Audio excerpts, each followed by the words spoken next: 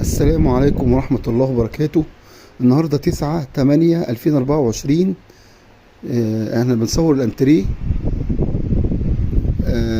اللي هو الأربع كراسي وكنبة وترابيزة.